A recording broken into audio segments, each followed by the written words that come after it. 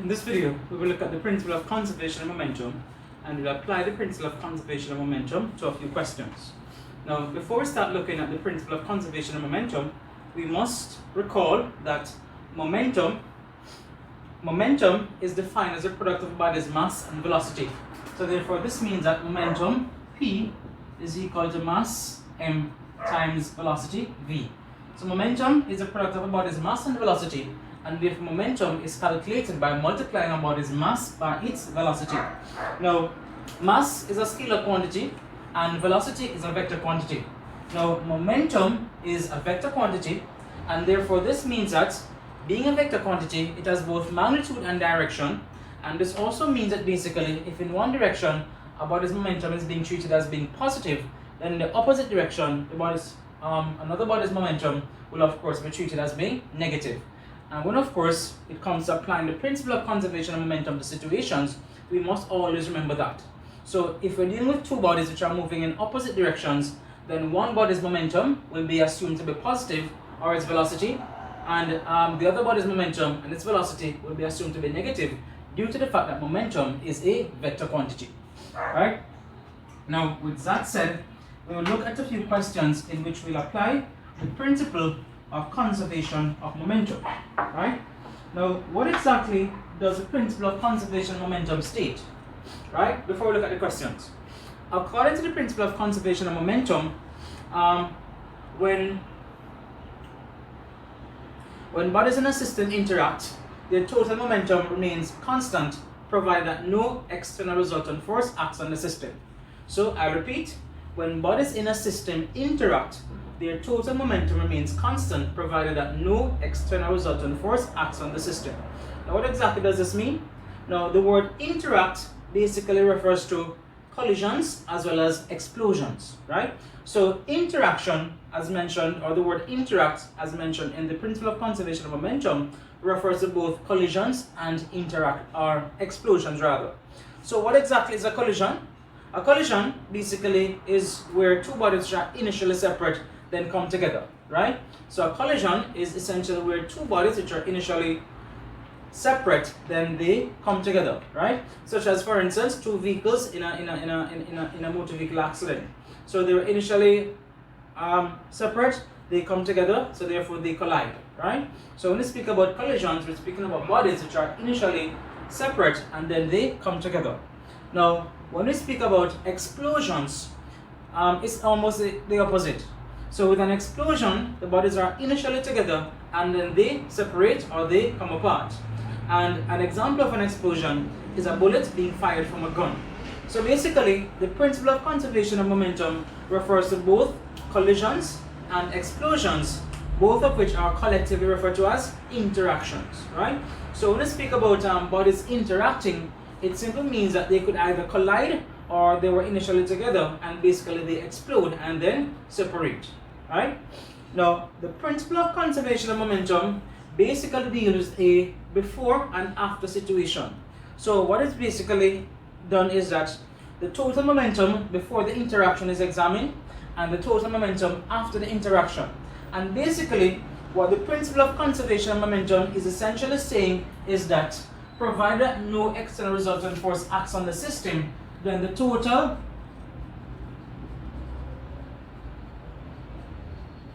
momentum before interaction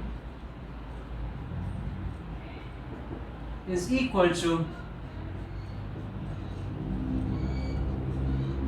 the total momentum after interaction, right? So in simple form, this is basically what the principle of conservation of momentum is saying, that provided that no external resultant force acts on the system, then the total momentum on the bodies which are part of the system, so the total momentum before interaction is equal to total momentum after interaction. And if we have, say, a body 1 with a mass m1 and initial velocity u1, and of course a body 2 of mass m2 with an initial velocity u2, then the total momentum before interaction is given by m1 u1 plus m2 u2. And of course, if after the interaction the body's masses of course remain constant, we'll always make an assumption, right? So the body's masses remain constant and so therefore after the collision, the mass of body 1 is also m1. Its velocity would have changed to v1, and similarly for body 2, its mass is m2, and its velocity would have changed to v2. So what this is basically saying is that provided that no external force, resultant force acts on the system, the total momentum before interaction equals total momentum after interaction. So again, if we deal with bodies of masses m1, m2, which initially move with speeds u1 and u2, that is before the interaction, and then after they move with speeds or velocities v1 and v2, then therefore this means that m1 u1 plus m2 u2 equals m1 v1 plus m2 v2. So this equation basically sums up the principle of conservation of momentum, but based on the situation, of course, this equation may be modified somewhat, but generally this equation sums up the principle of conservation of momentum. So we will deal with situations, for instance, where one body is initially stationary, and for instance that would mean that its initial momentum is 0. So either one of these two terms, of course, will be equal to 0. We will also deal with situations where both bodies initially are stationary, and then therefore the total momentum before the interaction will be equal to 0, right? And an example of such a situation is a gun firing a bullet. So before the bullet is fired, both gun and bullet are stationary, and therefore the initial momentum is 0. But of course, because momentum must be conserved in all interactions, it therefore means that the total momentum after the interaction or after the firing will also be 0, and we'll generally use that to find the unknown velocity of either the gun or the bullet after the bullet is fired, right? So having said that, we will now look at questions where we need to apply the principle of conservation of momentum.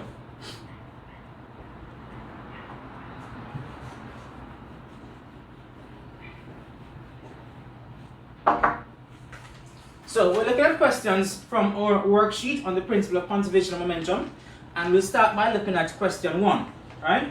Now, as mentioned before, momentum, or the principle of conservation of momentum, deals with a before and after situations, right?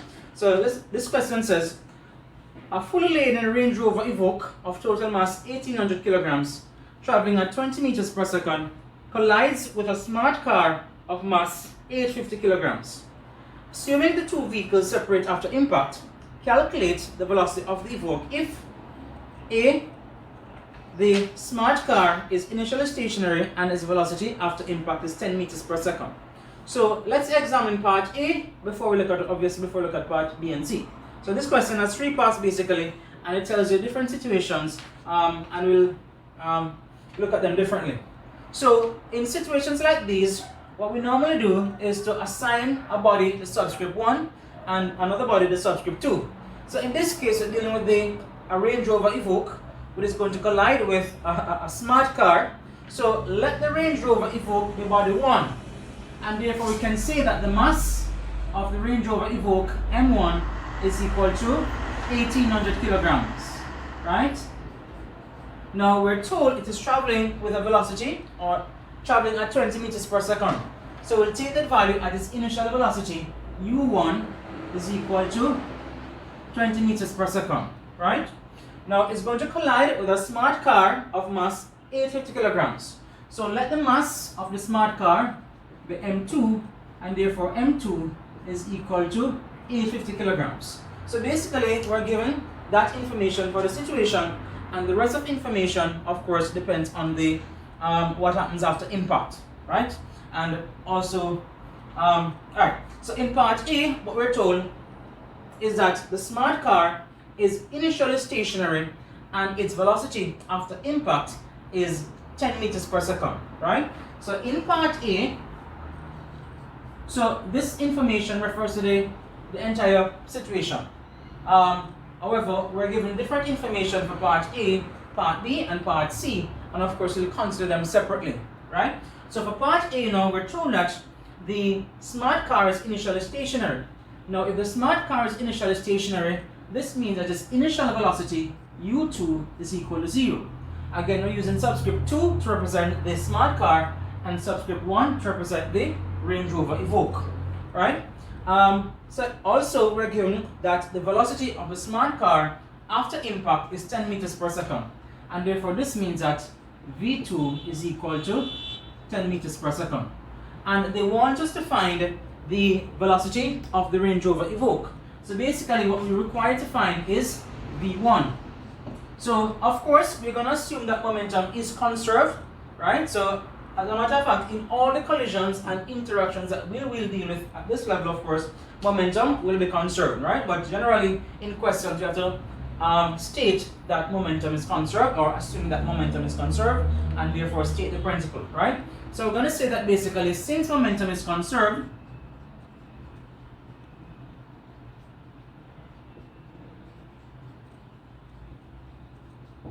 the total momentum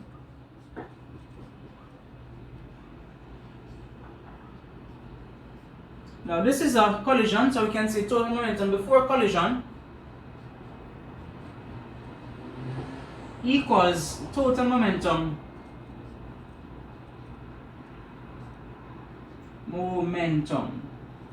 after collision.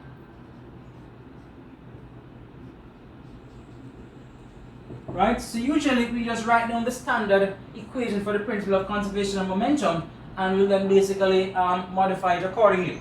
So we can write that m1u1 plus m2u2 is equal to m1v1 plus m2v2. Now in this particular situation, the Range Rover was traveling with a particular speed, and it's going to collide with a smart car. In this particular case, first case scenario, the smart car is stationary, and after the collision it moves at a velocity of 10 meters per second. So before the collision, the Range Rover is moving, but the smart car is stationary. Now if you remember, we said that momentum is a vector quantity, and therefore has both magnitude and direction. So therefore, if we're dealing with bodies moving in opposite directions, then it means that in one direction a body's velocity is considered to be positive, and hence its momentum, and in the opposite direction the body's momentum is considered to be negative, and hence its momentum is negative as well. So in this particular case, however, only one body is initially moving, so we don't need to be concerned about whether one is going to be negative or positive. The one which is initially moving will just be given a positive velocity, right? So m1 in this case is 1800, u1 is 20, and so we have 1800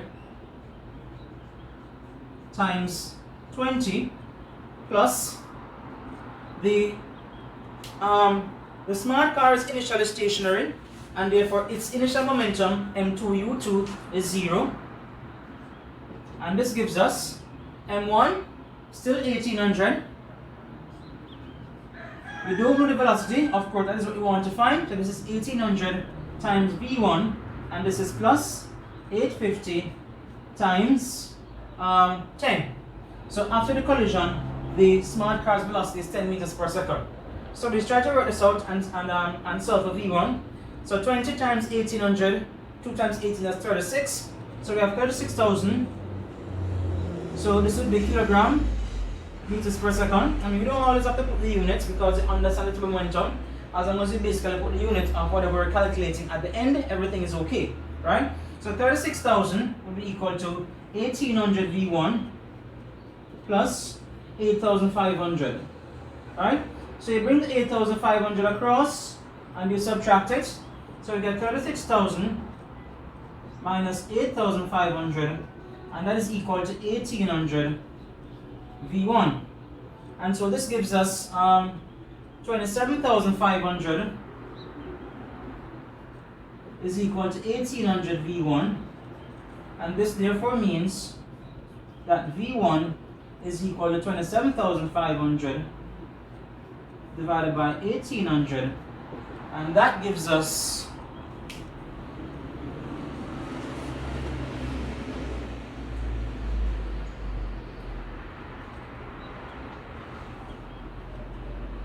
15.3 meters per second. Right? So this shows us that, or this gives us that the velocity of the Range Rover after the impact is 15.3 meters per second. Now let's try to analyze the situation a little bit. Now before, the Range Rover was moving at 20 meters per second and the smart car was initially stationary. After the collision, the smart car moved at a velocity of 10 meters per second and the Range Rover, as evoked, as we calculated, moves at a velocity of 15.3 meters per second. Now, if we examine the velocities of the Range Rover evoked before and after, we see that before it was a positive 20, and after it is also, well, positive. So what this basically tells us is that the Range Rover, after the collision, is moving in the same direction as it was moving before the collision. And that is expected basically, right? So because the smart car was initially stationary, the Range Rover, upon colliding with it, would have slowed down somewhat, but of course it would still be moving in the same direction. And it worked out that it moving with a velocity of 15.3 meters per second, right? So that was part A of the question. Now let's look at part B. Now part B says the smart car's initial velocity is 12 meters per second and in the same direction as the evoke, and its velocity after collision is 18 meters per second, right? So in part B, so this information from before still applies, the masses of course and the initial velocity of the Range Rover. So in part B now, we're told that the smart car's initial velocity is 12. So therefore this means that U2 is equal to 12 meters per second, and we're told that after the collision its velocity is 18 meters per second. So therefore this means that V2 is equal to 18 meters per second. So once again, we'll say that since momentum is conserved, total momentum before collision equals total momentum after collision. But of course, to avoid writing all of that repeatedly, I will just say it and I'll just write down the equation and then substitute the values, right? So once again, since momentum is conserved, total momentum before collision equals total momentum after collision, and therefore we have that m1u1 plus m2u2 is equal to m1v1 plus m2v2. So this time, once again we substitute the values. Now the initial velocity of the Range Rover is the same as from before, so therefore its initial momentum is going to be the same, 36,000. So we have 36,000 plus 850 times 12, and that is equal to 1800 V1 plus 850 times 18, right?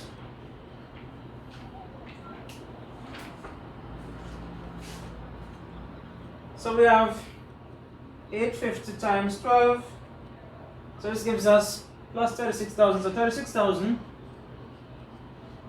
plus 10,200, this is equal to 1800 V1 plus 15,300, right? So we add these all up, we get 47,200 equals 1800 V1 plus 15,300. And since we're solving for V1, we have to first bring this 15,300 over to the other side, and then of course proceed. So 47,200 minus 15,300 all over 1,800 would be equal to V1. And so this gives us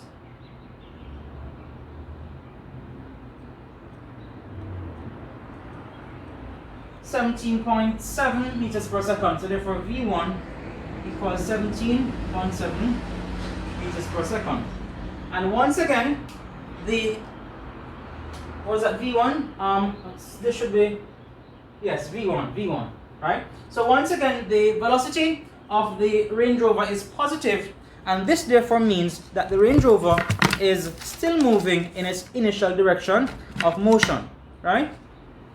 So when it comes to momentum problems, we can actually use the sign of the body's velocity to get an idea of the direction in which the body is actually moving, right?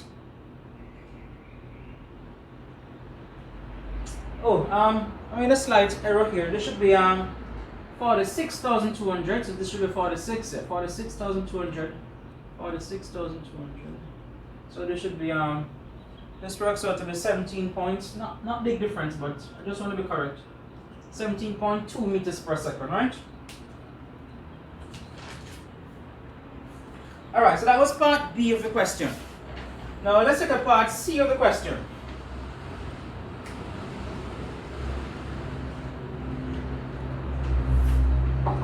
In part C of the question, the two cars become stuck together in the impact, and the smart car's velocity, or smart car's initial velocity, is 15 meters per second in the same direction as the evoke.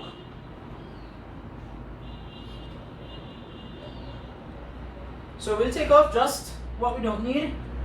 So let me take off that.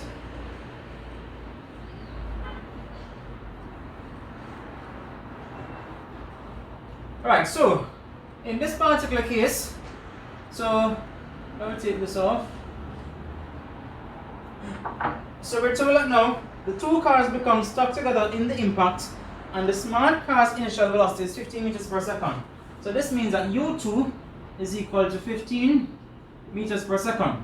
Now we're told that the two vehicles become stuck on impact. Now if they basically become stuck, then it simply means that after the collision they move together as one body, and therefore they move with the same velocity. So therefore we can say that V1 is equal to V2, and let's just call that velocity V, right? So for the purpose of this, we can say that, of course, because they're stuck together, they will move together as one body, and they move with one common velocity. And so therefore this means that V1 equals V2, and let's call it common velocity V, right? So once again, momentum is conserved, and the total momentum before the collision is equal to total momentum after the collision. So M1U1 plus M2U2 equals M1V1 plus M2V2. That's our standard form of the equation which governs the principle of conservation of momentum, right? And so once again, this is 1800 times 20. In the case of the smart car, it is moving with an initial velocity of 50 meters per second. So therefore 850 times 12, this goes here. This is plus 850 times 12. And over here now, they basically move together. So again, once we said that V1 equals V2 equals V. So this gives us 1800V plus 850V. And to work out these, so this is 36,000 from before. Actually, this should be 15, not 12. This is 15 or 12. So 10, that's 8,500 plus 4,250, that's 12,750, and this is equal to 2650 times V. And so we get 48,750 is equal to 2650V, and therefore V is equal to 48,750 divided by 2650, and this should give us 18.4 meters per second. Right? So in this particular case, the two bodies become stuck upon impact, and they move together collectively as one body, and therefore their velocities after the impact are equal. So therefore we modify the equation so that V1 equals V2. I would simply let that be common velocity V. Now this type of collision is referred to as what is called a perfectly inelastic collision. So a perfectly inelastic collision is where the bodies collide but they don't bounce off. They basically they become coupled together. So they stick together upon impact, right? So an inelastic collision basically is one where kinetic energy is not conserved. And most collisions in nature are inelastic because there is usually some loss of kinetic energy upon impact. So therefore kinetic energy is not conserved. So generally the term inelastic collision refers to collisions where kinetic energy is not conserved. When we speak about a perfectly inelastic collision, it also means that kinetic energy is not conserved, but it basically means that upon impact the bodies collide and they stick together. And of course an elastic collision is one where bodies collide and kinetic energy is conserved, right? And we shall look at one or two questions involving elastic collisions. Alright, so that was question 1 from our worksheet. We will proceed with another question.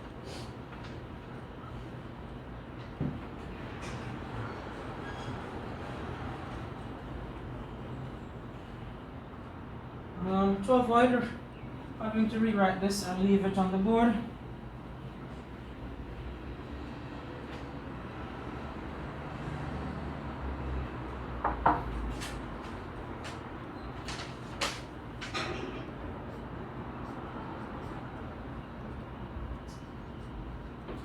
Alright, so this time we will look at question 2. Now question 2 says a railway truck A of mass 2 times 10 to the 4 kilograms traveling at 1 meters per second collides with a second truck B of mass 1 times 10 to the 4 kilograms moving in the opposite direction at 0.5 meters per second. If the trucks couple automatically on impact, calculate the common velocity with which they move after impact.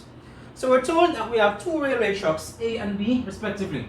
So once again, we will we'll assign the 2 B bodies subscripts and then we'll proceed. So we're going to let truck A be, let that be vehicle 1. So therefore the mass of truck A, M1, equals 2 times 10 to the 4 kilograms. And this truck, we're told, is moving with a velocity of 1 meters per second.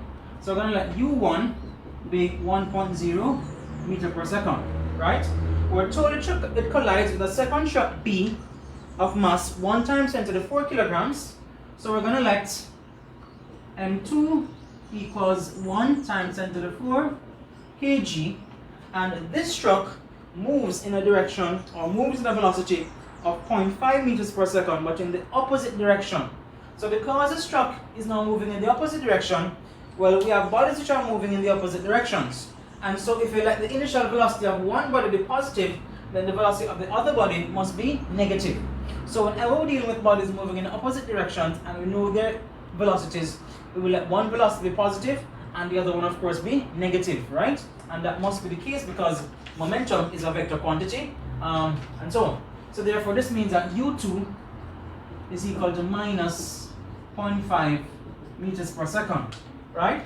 Now, what we're told is that the trucks couple automatically upon impact, and we want to find the common velocity with which they move after impact. Now, because they couple on impact, it means that basically after the collision, V1 is equal to V2, and once again, we're going to let that be equal to some common velocity, V, right? So basically, we can say that since momentum is conserved,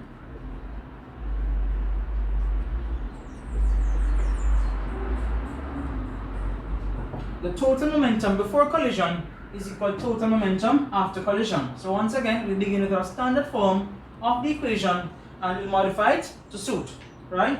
So what we have here now, 2 times 10 to the 4 times 1 plus 1 times 10 to the 4 times minus 0.5 is equal to, so the velocity is now common, so this will give us 2 times 10 to the 4 times V plus 1 times 10 to the 4 times V, right? So this becomes 2 times 10 to the 4 and this becomes minus 0.5 times 10 to the 4, so we get 1.5 times 10 to the 4, and this of course will be kilogram meters per second. I mean, we don't always put the units, as I said before, we can leave off the units as long as we put the units of whatever we're calculating at the end. So if we're calculating the velocity, then of course we must put meters per second and so on, right? And this of course will be equal to, so this V plus that V, this gives us 3 times 10 to the 4 V. And this therefore means that V is equal to 1.5 times 10 to the 4 kilogram meters per second divided by 3.0 times 10 to the 4 kilograms, and this gives us 0.5 meters per second. Now, many times when we are asked to calculate the velocity of one of the bodies which was involved in the interaction, right? I mean, it's not always a collision, could be a collision or an explosion, so collectively the term interaction applies. Now, in cases like these, of course, the sign of the velocity will give an indication of the direction in which the body is traveling. So in this particular case, we had a truck A, which denoted vehicle 1, and a truck B, which denoted vehicle 2. And they were traveling in opposite directions. And because they were traveling in opposite directions, we had to make one vehicle's velocity be positive and the other one be negative. So the bigger truck had a positive velocity, and of course the smaller one we gave a negative velocity. Now after the impact, the velocity with which they move together, that is their common velocity, is positive. And what this tells us is that the two trucks are moving in the same direction as that of the bigger truck, or that of the initial direction of the bigger truck. So what this is basically saying that the two trucks are basically moving in the same direction as the bigger truck was moving, and that is because the velocity turns out to be positive. If, however, if the velocity worked out to be negative, then it would have meant that the two trucks would have been moving in the initial direction that we consider to be negative. So once again, we can actually tell the direction that the body is moving in based on the sign of the velocity that we actually calculate, right? So that was question 2 from our worksheet, right? So we basically look at took a couple situations before. I looked at different situations where one body was moving initially and the other body was stationary, and then of course both bodies were moving, and then they became stuck on impact, and then they moved together, right? Now let's look at a situation which is not a collision, but this time an explosion, right?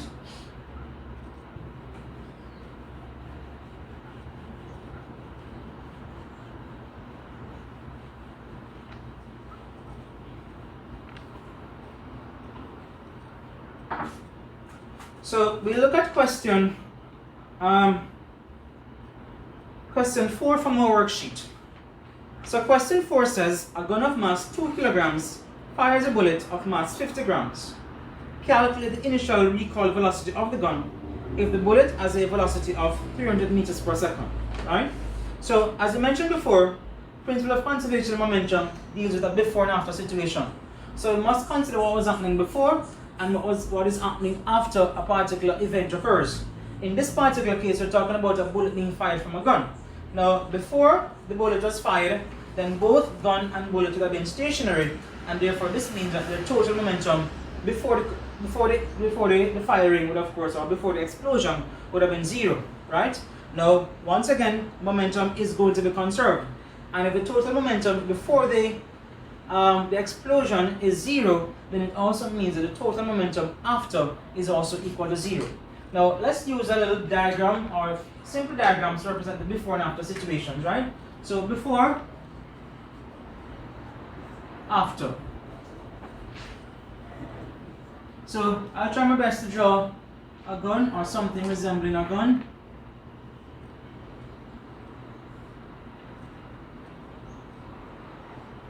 Right? So that's our gun there, and of course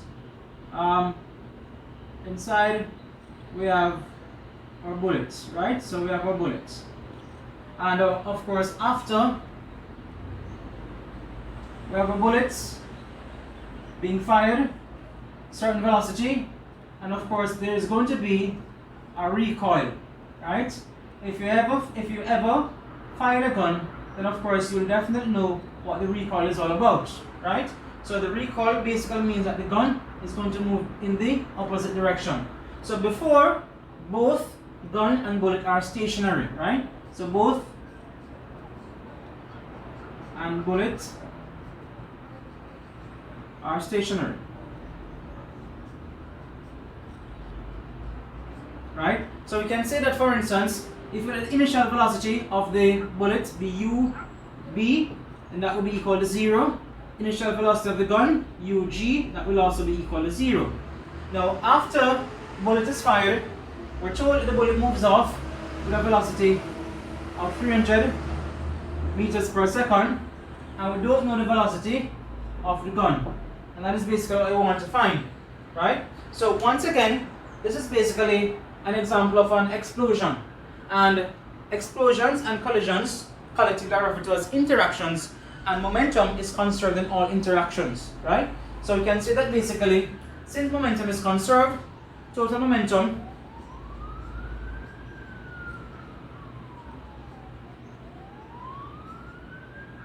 before explosion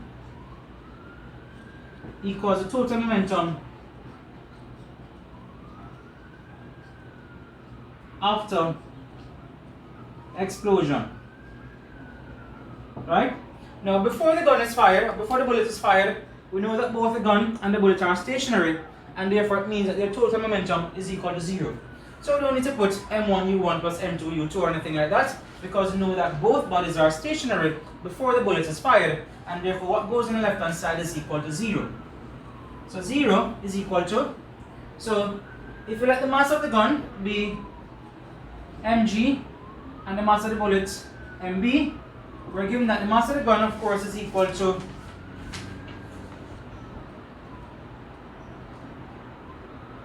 2 kg, and the mass of the bullet is equal to 50 grams. Of course, you convert that to kilograms, right? So it means that using the symbol 0 is equal to the mass of the gun times the velocity of the gun plus the mass of the bullet times the velocity of the bullet. Right? Now, the question one might be tempted to ask, how is it that both bodies are going to be moving and yet their total momentum is equal to 0? How is that possible? You must remember that momentum is a vector quantity, and if in one direction a body's momentum is treated as being positive, in the opposite direction its momentum must be treated as being negative, of course similar to velocity. And this is the principle which allows the total momentum of these two bodies to be equal to 0, right? So substituting the values, we can get that 0 is equal to the mass of the gun, which is 2 kgs, so let's just put 2 times the velocity of the gun. This is plus the mass of the bullet, 50 grams, so we convert that to kilograms, divide by 1000, that gives us 0.05. And the velocity, of course, is 300 meters per second, right? So we work that out, so we get 0 is equal to 2 Vg plus 300 times 0.05, that gives us 15, right? And this will be kilogram meters per second, of course.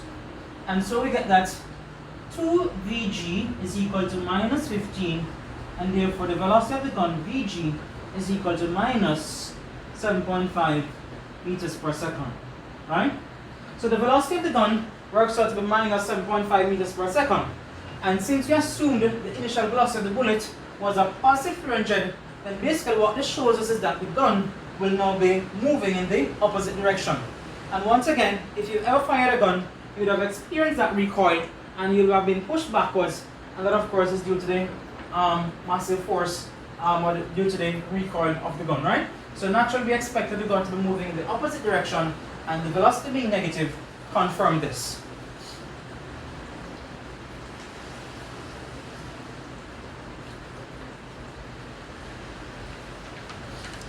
So we look at one more question from our worksheet.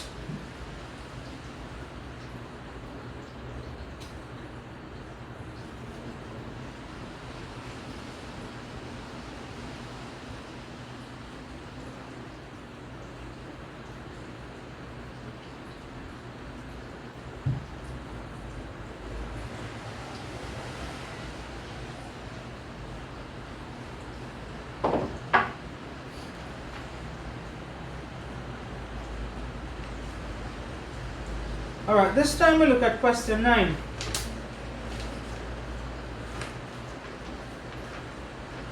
So question 9 says, a snooker ball X of mass 0.3 kilograms moving with velocity 5 meters per second hits a stationary ball Y of mass 0.4 kilograms. Y moves off with a velocity of 2 meters per second at 30 degrees to the initial direction of X. Find the velocity of V of X and its direction after hitting Y. And we're given we're given a diagram to represent this situation, and so I will draw the diagram, right?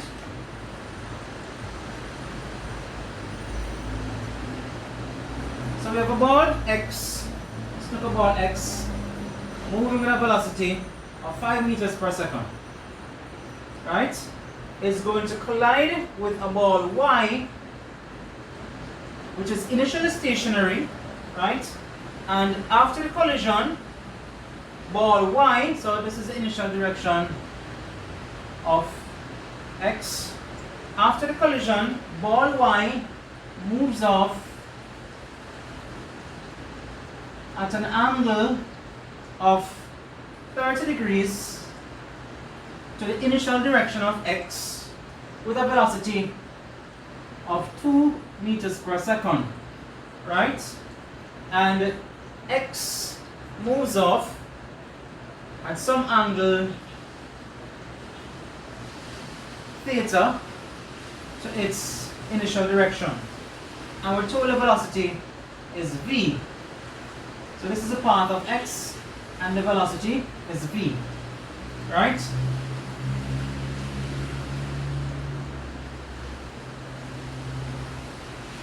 So basically this is an example of momentum in two dimensions. We're dealing with two-dimensional motion here.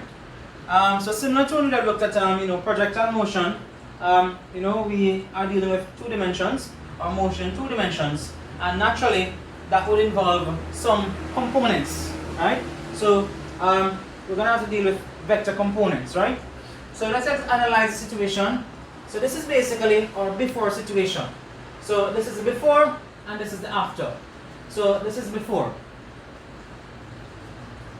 So before, x is moving at a velocity of 5 meters per second and y is stationary, right? So this of course will be 1. So x is going to collide with y, and after the collision, y moves off at an angle of 30 degrees to the initial direction of x with a velocity of 2 meters per second, and x after collision, it moves off at an angle of theta to its initial direction with a velocity v, and what we're asked to find is the velocity v. So before we do anything else, let's resolve these vectors into their respective components, right? So each velocity vector will have a component. Let's call this direction horizontal, and of course this direction vertical, right? So each of them will have a vertical component and a horizontal component.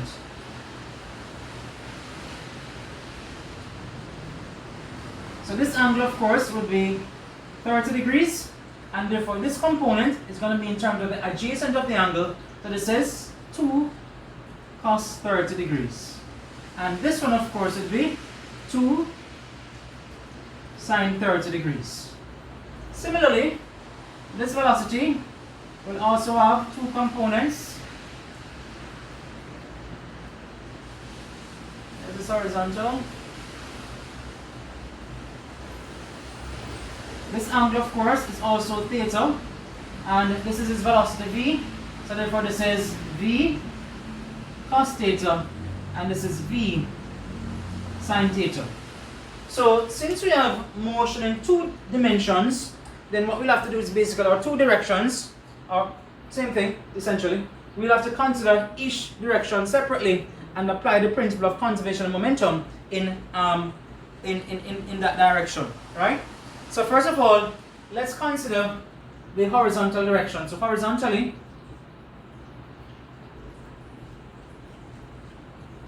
so once again momentum is going to be conserved, and we can say that total momentum before collision equals total momentum after collision.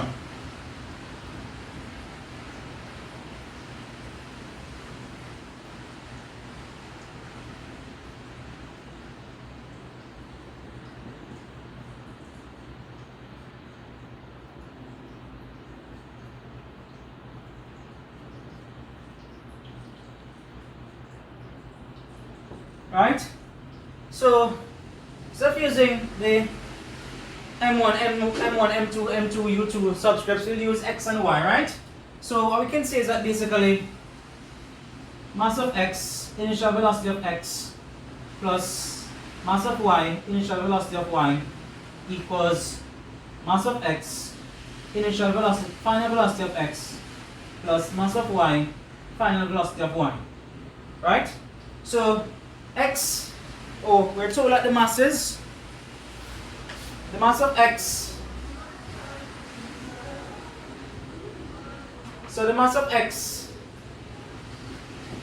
equals 0.3 kgs, and the mass of Y, we're told, is equal to 0.4 kilograms. Right? So let's substitute these values. So now we have 0.3 times 5 plus 0. Y is initially stationary, and therefore its initial momentum is simply equal to 0. Right? So this is equal to, now after the collision, mass of X of course is still 0.3, because we assume that the mass of course remain unchanged. Now the velocity of X would be, so we're talking about the horizontal direction, and therefore the horizontal component of X's velocity after the collision is v cos theta. So this is times v cos theta, right? And plus, now if you notice, after the collision, of course, as I said before, y moves off in that direction, x moves off in this direction. We resolve their velocities into their respective components, and you can see that the horizontal component of x's velocity, and the horizontal component of y's velocity, they both go in the same direction, and therefore we just treat them as being positive, since they're also moving in the initial direction of x, right? So this is 0.3 v cos theta for x, and then for y it would be 0.4 times 2 cos 30, right? And we try to simplify. So this gives us 15 equals 0.3 v cos theta, and this will be plus 0.4 times 2, 0.8 cos 30,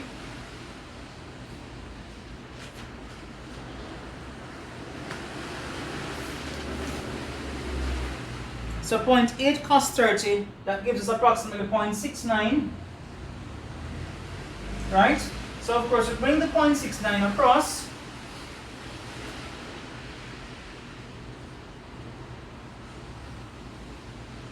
so we get 15 minus 0.69 is equal to 0.3 times v cos theta. Is that 15? Sorry, not 15, 1.5.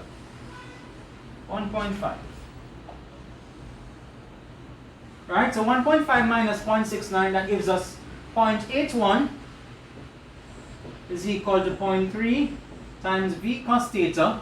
And if we divide both sides by 0.3, we get that v cos theta is equal to 0.81 divided by 0.3, and so therefore v cos theta is equal to, that would be 2.7, and we call that equation 1. So if you notice, we still have two unknowns, and we cannot solve a single equation in two unknowns. We need at least one other equation in those same two unknowns before we can actually solve it, and we'll have to solve them simultaneously, right? So to get that second equation, we know to consider the vertical direction of both bodies. So let's consider vertically. Now, vertically, momentum is also going to be conserved. And so we can say that since momentum is conserved, total momentum before collision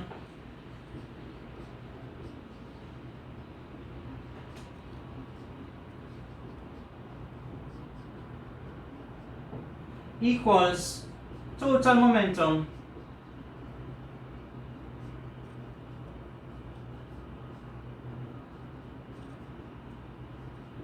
after collision, right? So let's examine the vertical direction now.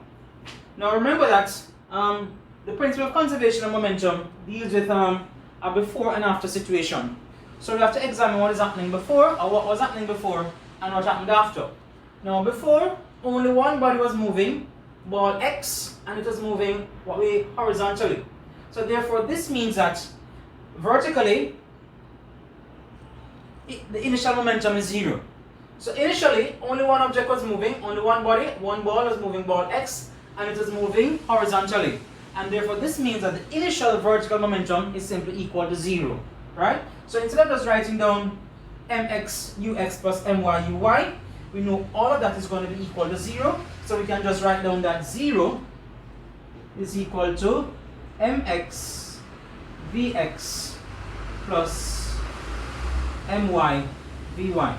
And bear in mind that we're considering the vertical direction, so these subscripts x are not indicating the x direction, but simply the particular body. So x represents the ball x, and the subscript y for ball y.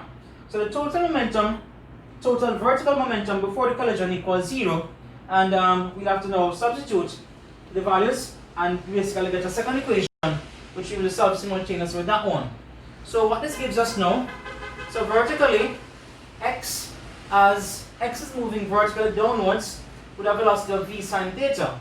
but y is moving vertically upwards with a velocity of 2 sine 30. So because bodies are moving in opposite directions, we have to assign one direction to be positive and one to be negative. And customarily, we take upwards or positive y as positive and downwards negative y as negatives. So we'll basically let this value be negative and that be positive. So the mass of x, which is 0.3, so this gives us 0 is equal to 0.3 times minus v sine theta. And this is plus 0.4 times 2 sine 30. Right? So we get 0 is equal to minus 0.3 times v sine theta plus, now sine of 30 that is equal to a half. Half of 2 that is simply 1, so this gives us 0.4. So basically, if we just bring one term to the next side, what we have is basically we get 0.3 times v sine theta is equal to 0.4, and this therefore means that v sine theta is equal to 0.4 divided by 0.3, right? So if we work that out, we get our second equation, which works out to be v sine theta is approximately equal to 1.33, and we call that equation 2, right? Now, having obtained the second equation, we'll then proceed to solving them simultaneously, right? So, continuing, let me just take off this first piece here. Let me just take off the entire thing. This. So using our two equations now, so we have an equation v cos theta equals 2.7 and v sine theta equals 1.33. If we were to divide these two equations, so we could say equation 2 divided by equation 1, we get that v sine theta divided by v cos theta, that would be equal to 1.33 divided by 2.7. The v's cancel, and of course, according to our trig identities, the sine of any angle divided by the cos of that angle, then this means that tan equals equivalent to the tangent of the angle. So tan theta equals 1.33 divided by 2.7. So that gives us 0.49.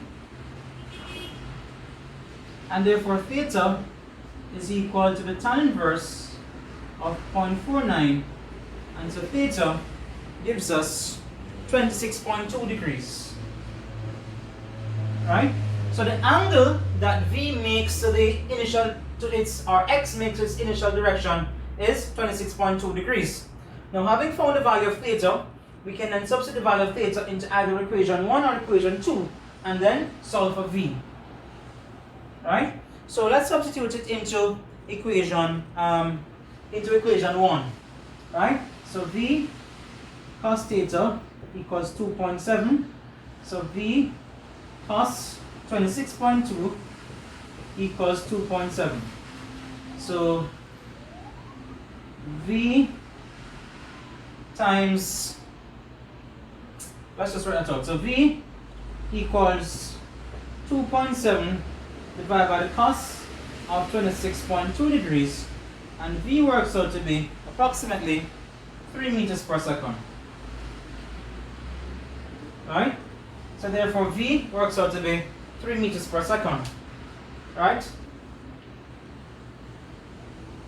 Now, we already took into consideration that this was a negative direction, and so basically when we added down negative signs and so on, then basically what we got was that it's just a magnitude of the velocity, right? So this basically gives us a magnitude of the velocity because we initially treated one of them as being negative for the vertical direction, right? So if we hadn't put the minus sign here, then the velocity, of course, would have worked out to be negative, right? And that would have simply meant that it was going in the opposite direction as y, which of course we already anticipated, or we already knew, since we have already resolved the vectors into their components and showed the respective directions, right? So that was question 9 from our worksheet on principle of conservation of momentum.